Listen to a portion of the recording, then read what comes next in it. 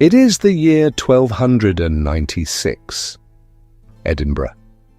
A wooden bell hangs in the steeple of St. Giles, and somewhere below it, a man is shouting in French. The word he shouts is Gardyloo, guard the water. By the time you understand what he means, it is already too late. A bucket of human filth descends from a window 6 floors above your head. This is not unusual. This is 10 o'clock at night in the capital of Scotland. And what falls from that window, what falls from 1,000 windows along the narrow stone canyon they call the Royal Mile, is the entire day's worth of waste from one of the most densely packed cities in all of Europe. It pools in the gutter at your feet. It runs downhill toward the lock. It freezes in winter. It rots in summer. And by morning, it will be walked through, slipped on, and tracked into homes by every man, woman, and child in the burgh. They call this place Auld Reekie, Old Smoky. The name will outlive the medieval world itself. For the next 30 minutes, you and I are going to walk these streets together. We will climb the tenements that scrape the sky. We will descend into the closes where the sun never reaches. We will drink the water from wells that are also graves. We will meet the men who carried the dead, the women who hanged for witchcraft, and the children who never lived to see their 10th winter. This is Edinburgh in the Middle Ages, and by every measure that mattered to its own time, it was the filthiest capital in Europe. To understand the filth, you have to understand the rock. Edinburgh sits on top of an extinct volcano. The castle at its summit was built on stone older than the dinosaurs, a great basalt plug that the ice ages scraped clean. Behind that plug, the glaciers left a long, tapering ridge of softer earth, running east for about a mile. The Scots called it the Tail of the Rock. We call it the Royal Mile. From this ridge, the ground falls away sharply on both sides. To the north, it drops into a marshy depression that would eventually become the Nor Loch. To the south, it tumbles into the Cowgate, a long ditch of a road where livestock were driven to market. There is no expansion possible, there is no spreading out. The city is locked, trapped, sealed onto a strip of land barely wider than a modern football pitch is long. And yet it grew. By the year 1300, Edinburgh held perhaps 2,000 souls. By 1400, 4,000. By 1500, 12,000. By 1600, the population had crossed 20,000, and every one of them was still standing on that same narrow rock. The city had nowhere to go. So it went up. The merchants of Edinburgh, who could not buy new land, did something no other city in Europe was doing in such numbers. They built upward. They built tenements, stone towers of human habitation, 8, 10, 12 stories tall. In Paris, a tall house had 3 floors. In London, 4. In Edinburgh, by the 15th century, a respectable address might be on the 8th landing of a 14-story stack of flats, sharing a single staircase with 60 other families. These were the world's first skyscrapers, and they were terrible. The stone was held together with lime mortar, which softened in rain. The wooden frames inside warped and rotted. The shared staircases, narrow, twisting, lightless, were the only way in or out. A fire on the 2nd floor would trap everyone above it. A collapse in the foundation would bury everyone below. And the entire structure leaned out over the street, jettied forward floor by floor, so that by the time you reached the top, the buildings on opposite sides of the close almost touched. From below, the sky was a thin grey ribbon between 2 cliffs of stone. Between these towers ran the closes, narrow alleys, sometimes only 4 feet wide, sometimes pitch black at noon. There were hundreds of them. Mary King's Close, Brodie's Close, Advocates' Close. Each one was a slum stacked on top of itself, a vertical village of butchers, brewers, lawyers, prostitutes, beggars and orphans, all sharing the same well, the same gutter, and the same smell. And what smell it was! You wake before dawn because in a tenement there is no such thing as sleeping in. You sleep in a wooden box bed, furniture enclosed on 3 sides, designed to trap body heat in rooms where the peat fire was banked at midnight and will not be relit until first light. In a single-room flat of perhaps 50 square feet, an Edinburgh family of 5 or 6 would share this kind of bed, sleeping head to foot, like cordwood. Apprentices slept on the floor beside it, on a straw pallet that was rolled and stored against the wall each morning. Animals, chickens, sometimes a goat, occasionally a piglet, were kept on the lower floors of the tenement, in the close below, or in the corner of the room itself. The goat was for milk, the apprentice was for labour. Both were necessary for survival, and both, before sunrise, were already awake. You hear the night soil man in the close below scraping the gutters with a long-handled shovel. He is collecting the waste of last night's Gardyloo for the tanners and the dyers, who will pay him a penny a barrel. His work is essential. It is also despised. No man would marry his daughter. No church would bury him in consecrated ground. You dress in wool and linen, the universal fabrics of the medieval poor, scratchy on the skin but warm. You break your fast with ale, small ale, weak ale, the kind even children drink, because the water is not safe. The water has not been safe in any European city for 1,000 years. It will not be safe again for another 500. The ale keeps you alive. It also keeps you mildly drunk from dawn to dusk, which may or may not be the point. For water, you go to the Tron Well or the Westbow Well, 2 of the few public sources within the burg walls. You carry a wooden bucket on a yoke across your shoulders. The queue is long, the water is grey. It comes from the same hillside the cattle graze on, and it has run downhill through the city's filth before it reaches the well shaft. You boil it before drinking, if you can spare the peat. Most people cannot. The market begins at the Mercat Cross at first light. Fishwives come up the Royal Mile from the New Haven shore, their creels of haddock and herring stinking of the Firth of Forth. Butchers slaughter pigs in the public street. The flesh market is named for exactly what you think it is named for. Blood runs in the gutters. Entrails are tossed into the close. Dogs eat them. Crows fight the dogs. You buy bread from a baker who is required, by burg law, to mark his loaves with his own seal, because if he cheats on the weight, he will be locked in the public pillory and pelted with the very loaves he made. You buy candles from a chandler whose tallow is rendered from the same pigs slaughtered next door. You buy beer from a brewster, usually a woman, because brewing was women's work, and she fills your jug from a copper pot stirred with a wooden paddle. This is your daily life. It is loud, it is crowded, it is wet. It smells of wood smoke, peat smoke, urine, manure, rotting fish, fresh bread, sour ale, and the sea. It smells above all of people. There are more people here per square foot than in any other place in Christendom, and every single one of them has to eat, drink, urinate, defecate, sweat, bleed, and eventually die in the same square mile. The question then was not whether Edinburgh would become foul. The question was how foul a city could become before its own residents stopped being able to stand it. The answer, it turned out, was very, very foul indeed.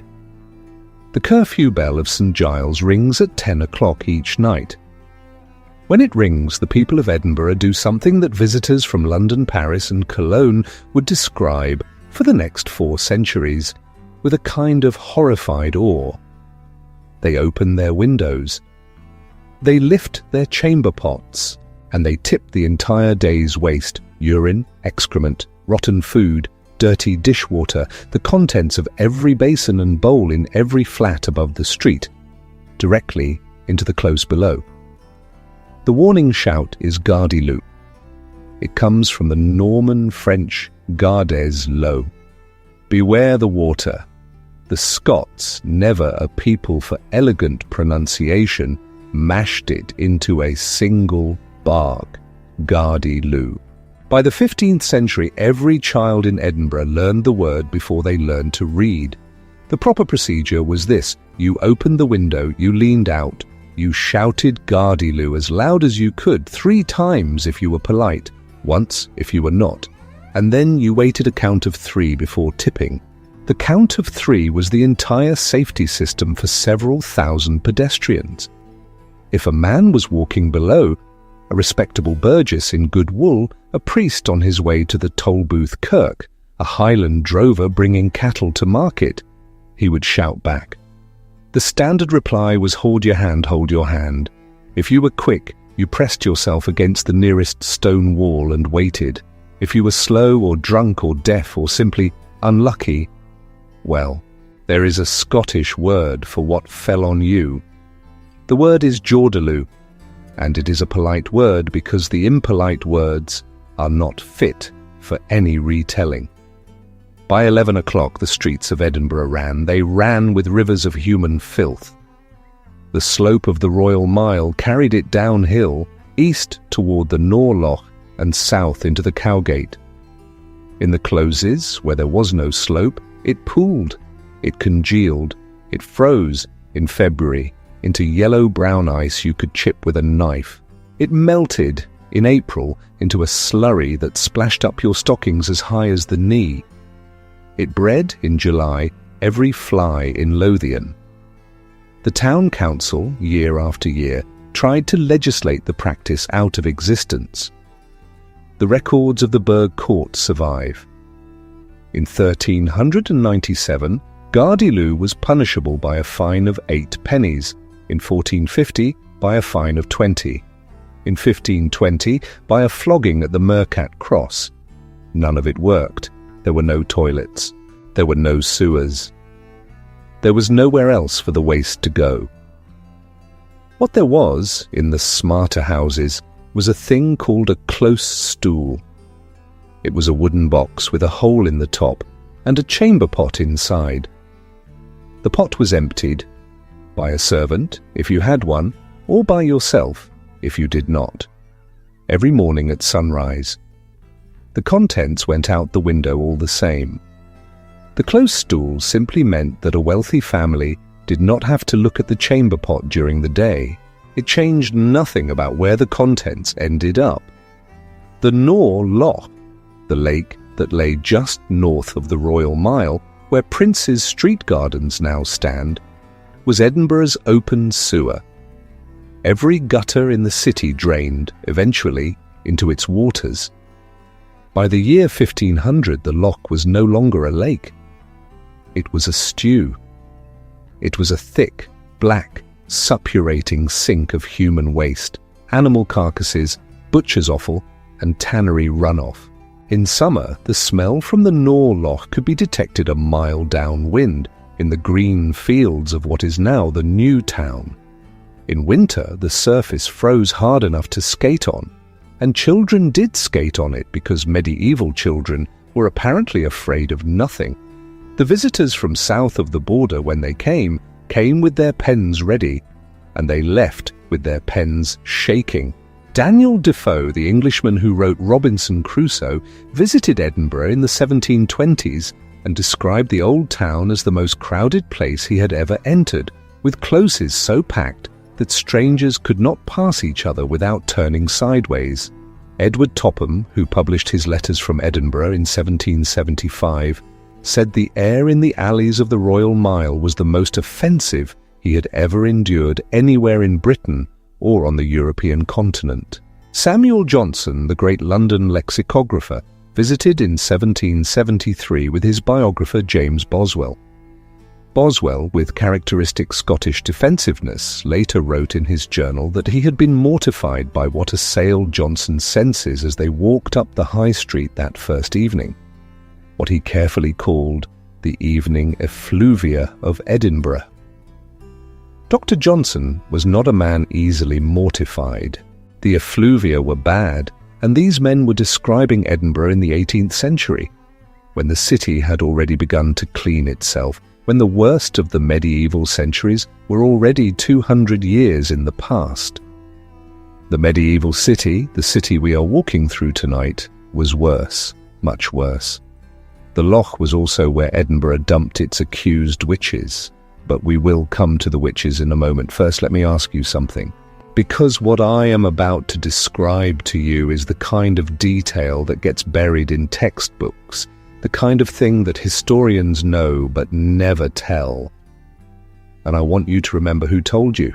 If you are still with me, if you are walking these streets in your mind, smelling what they smelled, hearing the curfew bell ring above your head, then do me one small favor. Go down to the like button, tap it. It costs nothing.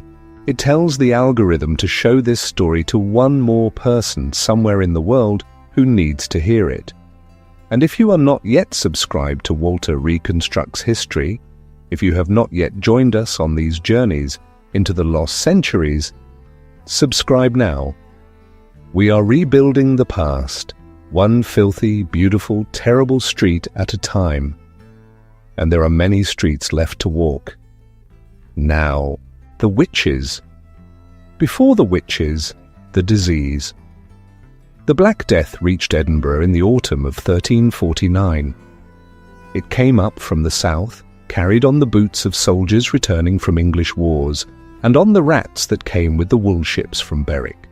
The Scottish chronicler John of Fordun described what happened next in language that has not lost its power in 700 years. He wrote that a third of all mankind died in this pestilence. He was not exaggerating, at least not about Edinburgh.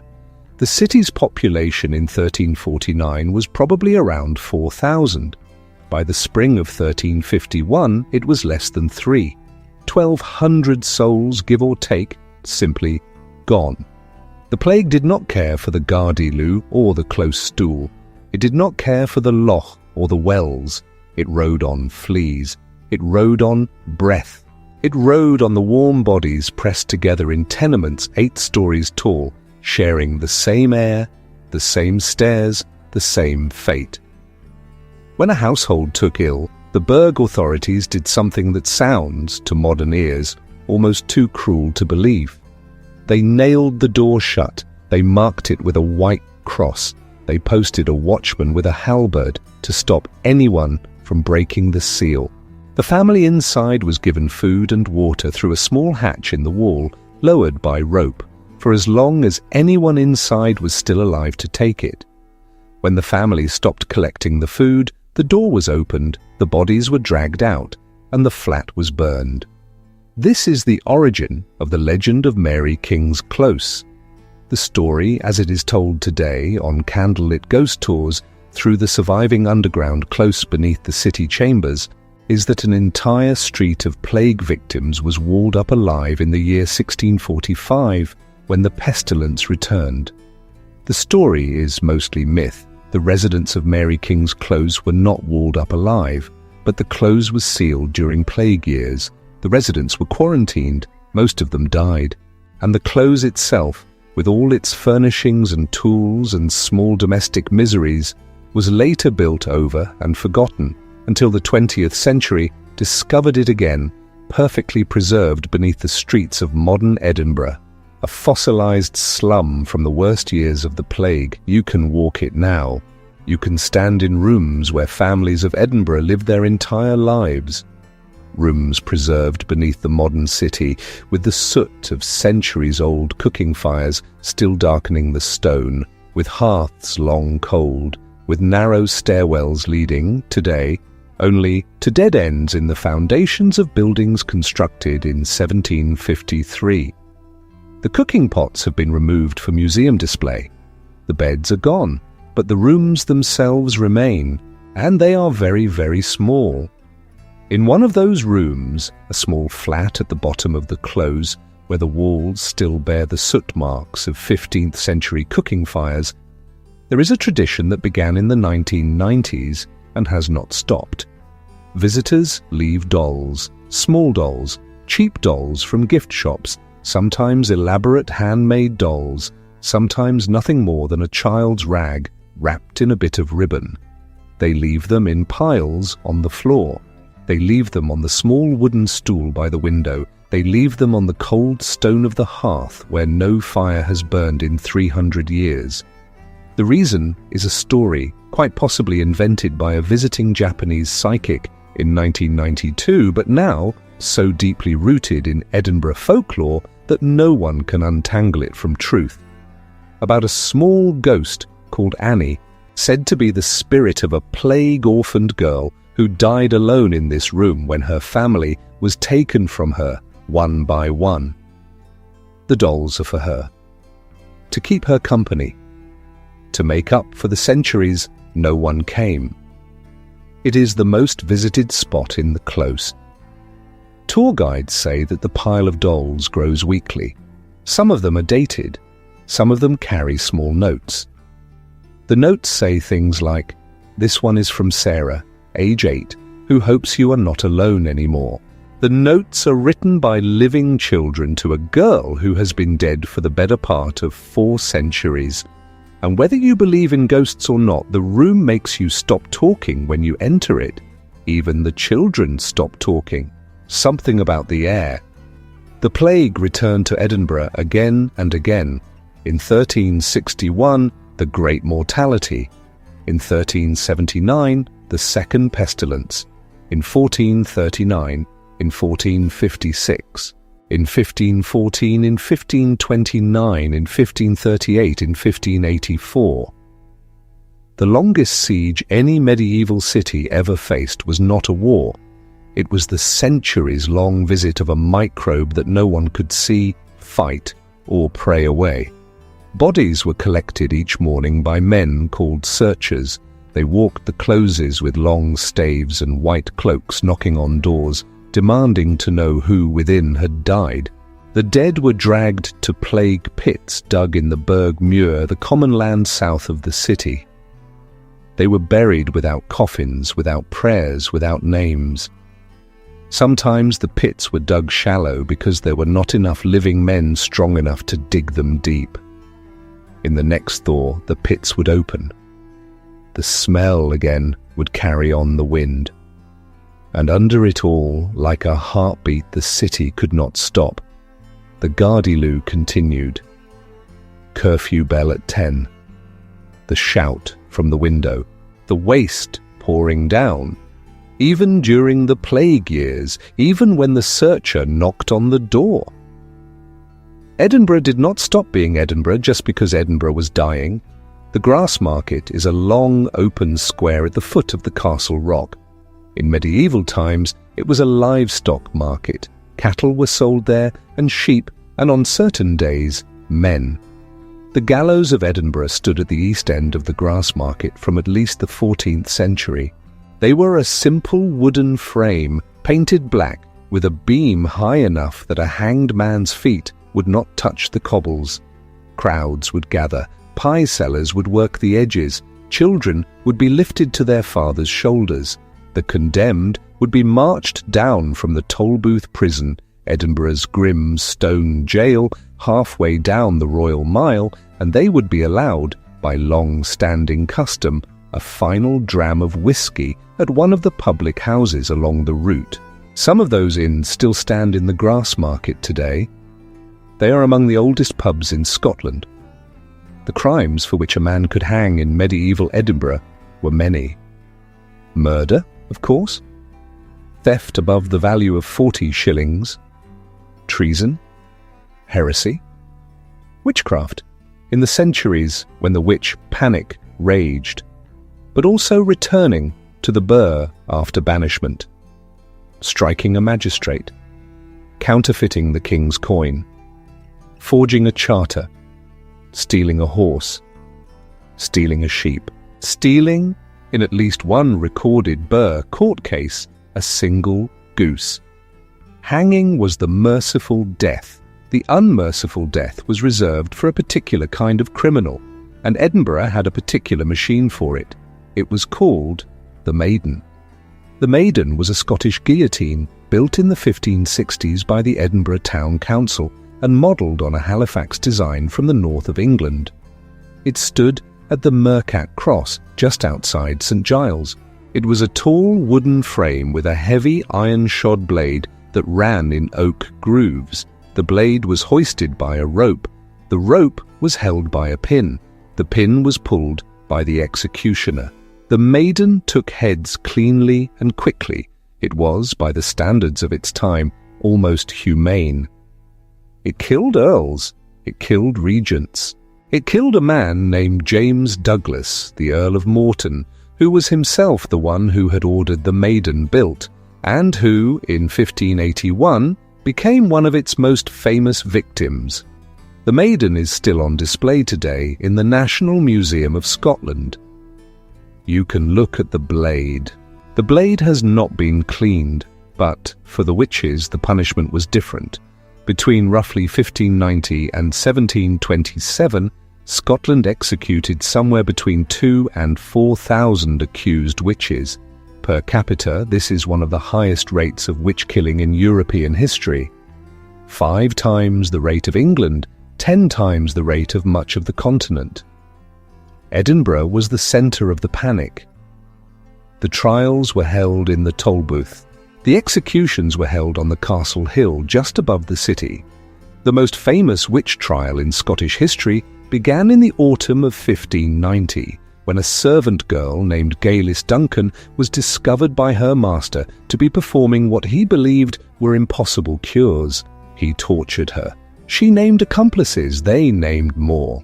The accusations spiraled outward into a coven of as many as 70 people, including a respected midwife named Agnes Sampson, who confessed under torture to having sailed in a sieve to North Berwick to raise storms against the king's ship.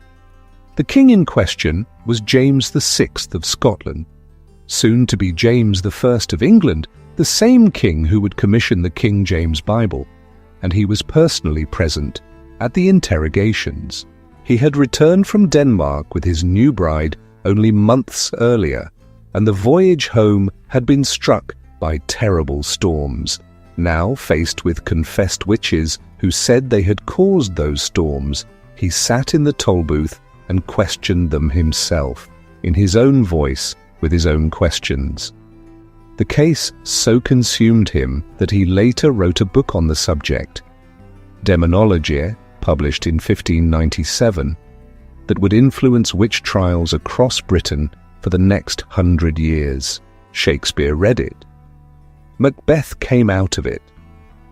The 3 witches on the heath of the Scottish play are, in a sense, the daughters of Gallows Duncan and Agnes Sampson, dredged from a cell in the Tolbooth in Edinburgh and given immortal lines by an English playwright who never visited Scotland in his life. Gallows was strangled and burned at Castle Hill. Agnes was strangled and burned at Castle Hill. Their ashes joined the long drift of witch ash that fed the soil of the esplanade, the very ground where, every August, the Edinburgh military tattoo now plays its bagpipes for crowds of tourists from across the world. The tourists do not know. They are not told. The procedure was this. An accused witch was first strangled at the stake. Then her body was burned to ash. The ash was scattered. The location of the strangling and burning was just east of where the esplanade now lies, where soldiers in dress kilts now drill before tourists.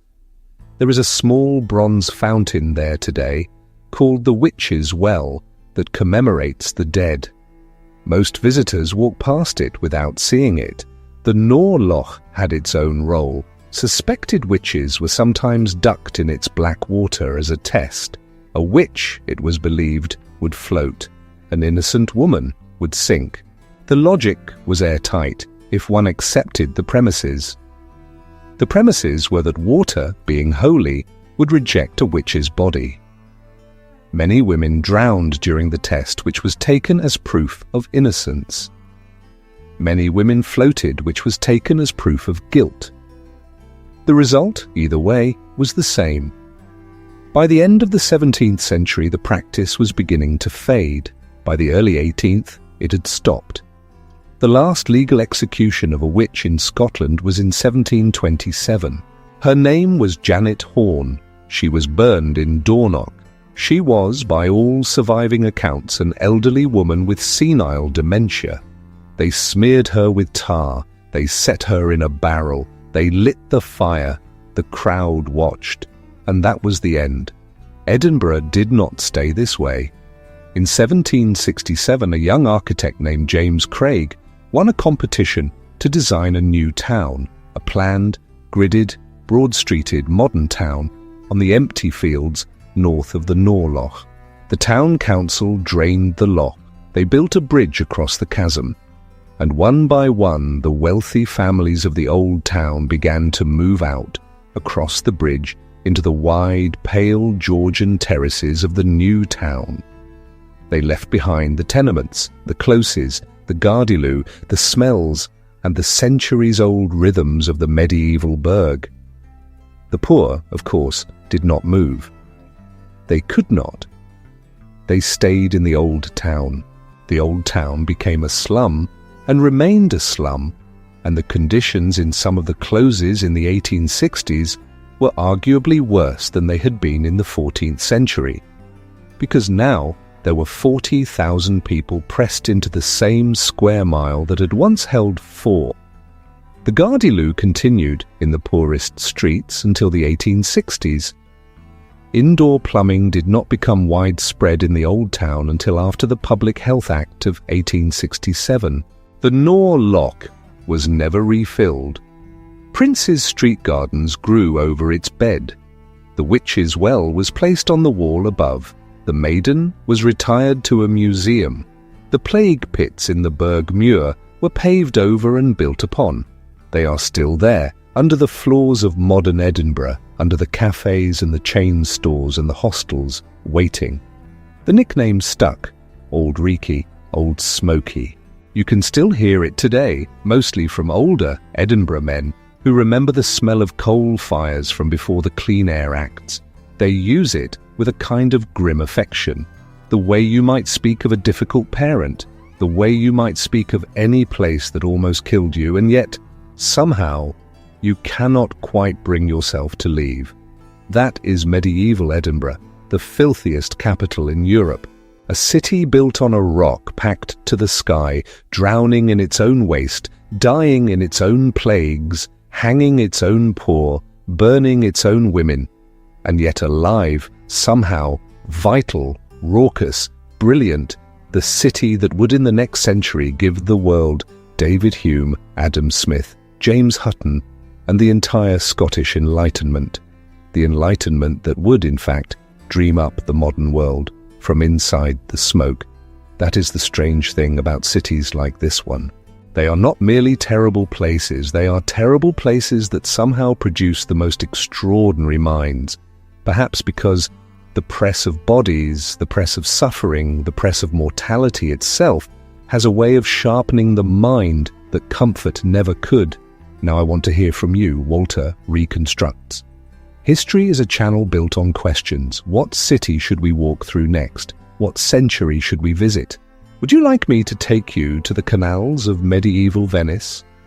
The city built on water, the city of the Doges, the city that ruled the Mediterranean for 500 years.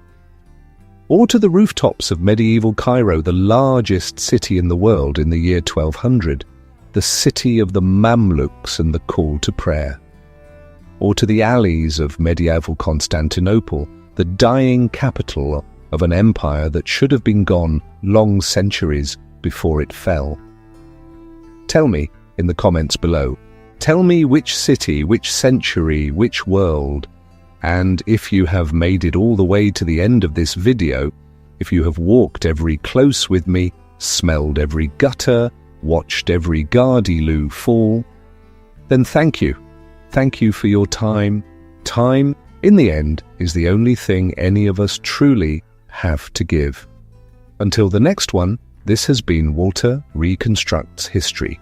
Keep listening, keep questioning, and remember, The past is not gone.